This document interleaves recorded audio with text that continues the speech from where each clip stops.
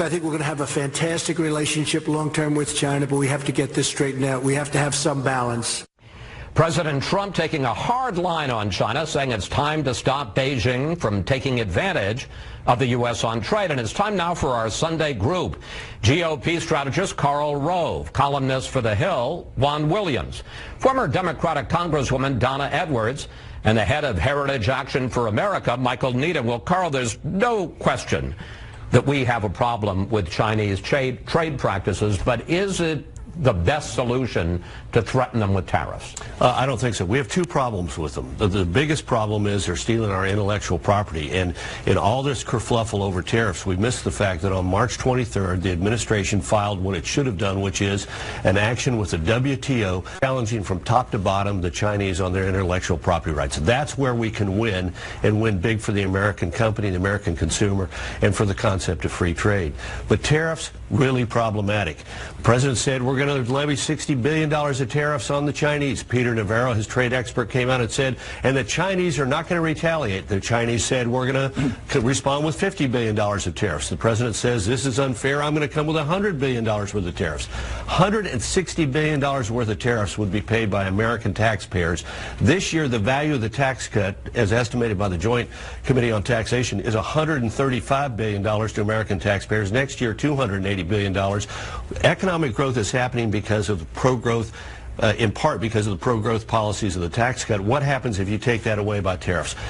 He's attacking a problem we don't need to really be worried about. We buy $500 billion from them. They buy $130 billion from us. Let's focus on selling more to them, and we're not going to get there by putting tariffs on Chinese products. Michael, are you as negative about the idea of tariffs? And what impact could it conceivably have on economic growth, which at this point may be the best argument Republicans have going for them going into the midterms? Yeah, look, large, broad tariffs aren't the right way to go. Nobody wants a trade war. I agree with what Larry Kudlow said. I don't think we're going to have a trade war. At the same time, I think the strongest fact the president has going for him is he's always been looking out for American interests. He's always been looking out for American security. And for 20 years, liberal elites have promised us that if we just integrate China into the global trade network, they will start acting like a responsible stakeholder in the international community. They haven't. And it's been a lie. And the president is right to take seriously the threat of China, their irresponsibility on intellectual property, their requirements that American companies, when they come into China, give up their intellectual property, and the vast irresponsibility of the Chinese government around the world. Integrating them into a trade framework has not worked. We need to be tough. We just need to be smart about how we're being tough. We need to be targeted. And I think some of what the president has laid out has not been targeted and smart. Congresswoman Edwards, look, I understand the concern about tariffs. On the other hand, as Michael points out, China has continued with unfair trade practices, stealing or threatening, pressuring to get our intellectual property. I have to say, I asked Congressman Crowley that and didn't get much of an answer. Do you have a specific idea of how we get them to clean up their act? Well, first of all, I don't think tariffs are a trade policy. And one of the things that's missing here, I think, in the Pacific region is a trade policy. We had an opportunity, I think, under the Obama administration of a TPP that was fairly negotiated. I mean, I didn't support that because I thought that it was missing in terms of protections for American workers, which would have had a direct impact on our relationship, our trade relationship with China. And I think that what is happening now is this sort of ad hoc imposition of tariffs that's really throwing the markets around. Now, do I care about that for wealthy people? No, but I do care about that for American workers and for retirements and for farmers. And so what should we do? You know, and so I think that, you know, what we should do is we should actually have a trade policy for the region that allows us with our neighbors and our allies to stack up against China. But and right now we don't have that. WTO, and as Michael has pointed out, it hasn't worked. There was a ruling I just read this weekend that the WTO made about certain Chinese trade practices.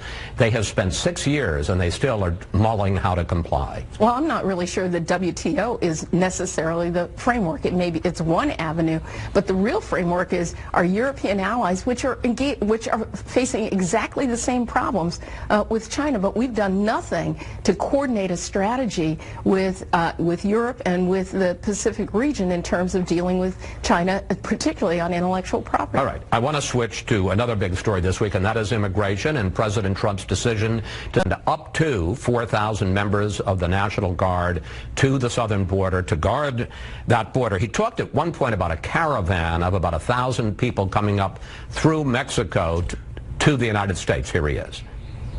Yesterday it came out where this journey coming up, women are raped at levels that nobody's ever seen before. They don't want to mention that. So we have to change our laws. And the Democrats, what they're doing is just, it's insanity.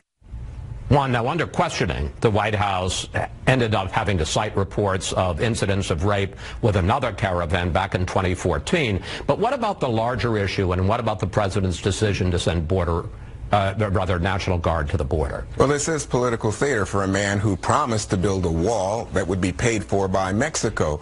That hasn't happened, and you've had some people in his base say, hey, what happened to your pledge to build a wall? The reality is that border crossings are, I think it's a 45-plus year low. Well, no. No, we saw the tick up that you illustrated earlier in the show in the month of March. That's not representative of the long term here. And the long term is, in fact, that in terms of border crossings from Mexico, they too are at net zero migration.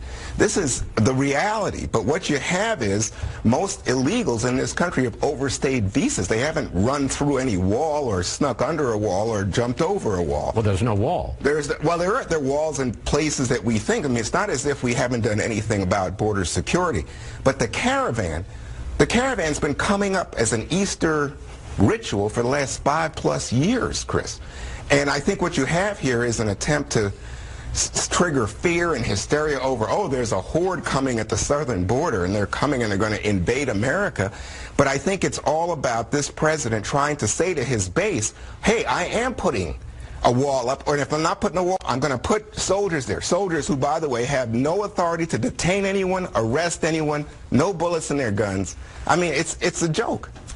I can see both Michael and Carl ready to come out of their seats. Carl, I want to briefly agree with Juan. The only thing that Juan said that was correct, which is the caravan has been going on for a long while, and the Mexicans were fully capable of taking care of it. But the rest of what Juan said, baloney.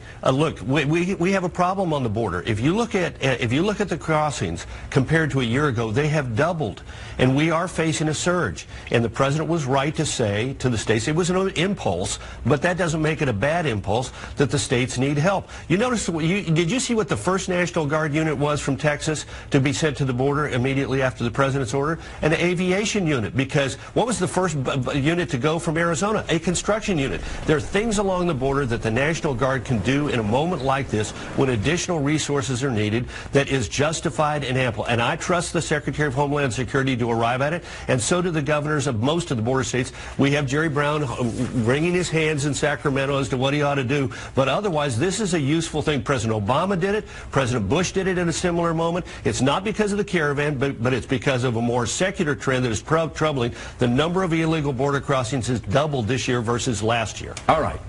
I know we're not going to settle this. You can argue during the commercial. Yes, I do. All right, we have to take a break here. When we come back, the Trump administration imposes new sanctions on Russian oligarchs and businesses to punish the Kremlin for alleged meddling in the 2016 election. Plus, the fate of Scott Pruitt.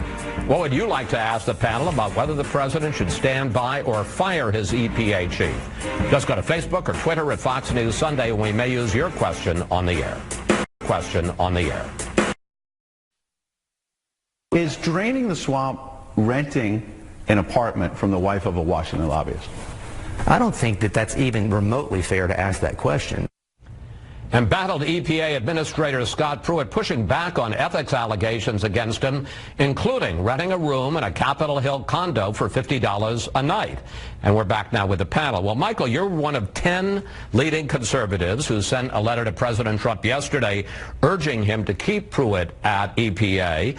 And Saturday night, the president tweeted this: rent for this condo was about market rate, travel expenses okay. Scott is doing a great job. Are you not troubled by the growing list of ethical concerns about Scott Pruitt? Yeah, look, Scott Pruitt is taking on one of the sacred cows of the extreme progressive left, which is that in the debate between job growth and job creation and environmentalism, there is no room for any belief in terms of anything other than always siding with environmentalism.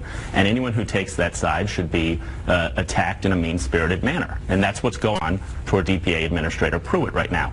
In that environment, all of us who take on the left for some of these things should be squeaky clean because you give them fuel to create issues. And I think Scott Pruitt should not have done many of the things that he's done, which has allowed the left to sidetrack the discussion from policy and take it towards the personnel, the personal and the ad hominem. If you compare what Scott Pruitt is going through to what President Obama's EPA administrators went through. Gina McCarthy deleted 5,000 tweets because she wanted to get around FOIA requirements. Gina McCarthy spent hundreds of thousands of dollars per year on foreign travel. Lisa Jackson, the administrator before Gina McCarthy, had a fake email account to get around FOIA requests. She spent $155,000 on a single trip to China. And so there's a gigantic double standard. The reason the double standard exists is because of the policies that Scott Pruitt is pursuing, and he should be lauded for his noble efforts on those policies. We ask you for questions for the panel, and on the issue of Scott Pruitt's behavior, we got this tweet from 6152 Tom.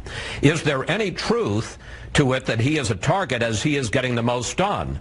Has made some bad expense decisions, but his value added seems to be the best of any cabinet person. Juan, how do you answer Tom? Well, I think there's a real situation here in terms of President Trump having promised to drain the swamp, and then you have Scott Pruitt, and let's just put aside the policy arguments, because I think for Michael... Shouldn't that be what matters? Policy? No, not at the moment. Let's separate it for a second, Michael, because I think conservative activists and conservative donors and people in businesses that are affected by environmental regulation just say, well, he's doing what we want, so let's leave it alone. But can you imagine if this was any other president and you had a cabinet secretary who was engaged in this kind of behavior, can't even answer a question from Ed Henry of Fox News. I don't think he's at Fox News, not that some liberal organization out here trying to undercut a conservative. No, but what you have is someone who has taken advantage of not only what is a sweetheart deal, pennies for dollars in terms of that condo, but the condo being rented from a lobbyist whose clients have business in front of the EPA.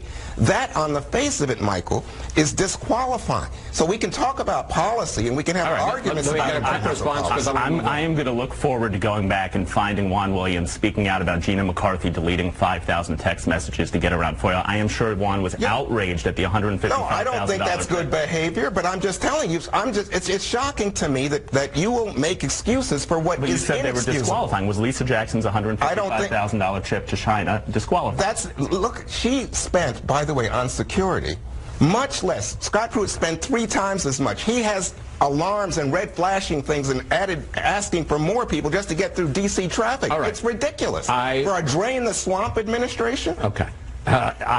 We were going to talk about Russia. We may still get to it, but I want to focus now on the breaking story today, and that is this, what appears to be a poison gas attack on a rebel-held suburb outside of Damascus. There are reports that dozens of people may have been killed, and even more were hit by this. The president has begun to tweet on this subject today, and I hope we'll put up one tweet.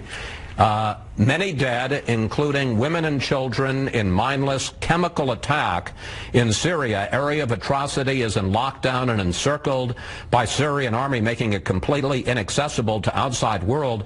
President Putin, Russia, and Iran are responsible for backing Animal Assad. Big price.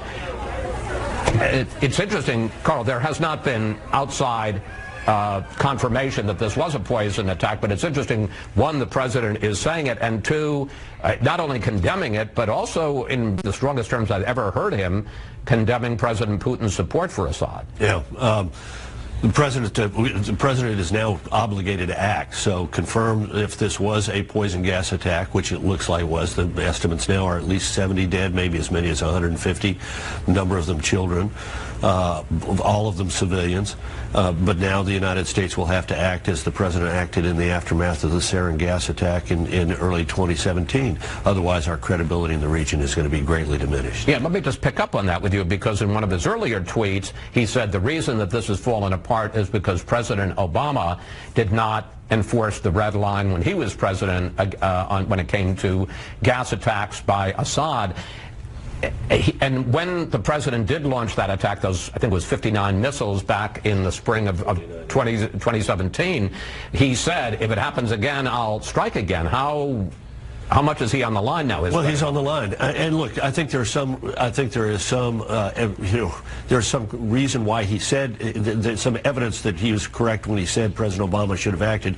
It's unseemly for the president, however, to be reflecting on that. In my opinion, he ought to act. It was one of the most important moments in the definition of his foreign policy last year. That when this attack did occur, he reacted, and 25% of the air capacity of the Syrian Air Force disappeared in a matter of moments. He has to exact another price in order to send a second signal that just because a year has passed doesn't mean you can engage in this behavior again. Congresswoman Edwards, your reaction to what appears, and we need to say it's not confirmed yet, what appears to be an attack, and if so, what action President Trump is going to need to take? Well, the president is the president today, and I think that the American people in the Congress actually have to be engaged in a discussion about Syria that is a moral discussion when it comes to the use, if this is true, of poison gas. I mean, this is a human rights crisis, and the president has an obligation to act. That said, over this last year and a half, our policy has actually allowed Assad, with Russia's help, to consolidate his power, and that leaves open the door to engage in these kind of atrocities, because we think we've rolled back the Islamic State. In fact, what we've done is we've actually created an environment where it goes underground. It's not consolidating land, but continues to engage in terrorist behavior and activity. Would you agree that President Obama is much more responsible for the disaster and the humanitarian slaughter in Syria than President Trump is? Well, let me just say, at the time when I was in Congress, I called on the president and supported the idea, President Obama, and supported the idea that we should actually be on the side of the Syrian people who were facing exactly the same kinds of atrocities. And it's come to this point. But the fact is that today, in April 2018, President Trump is the president, and it's his obligation to act and not just reflect on what a bad job he thinks that President Obama did. We have less than a minute left. Michael?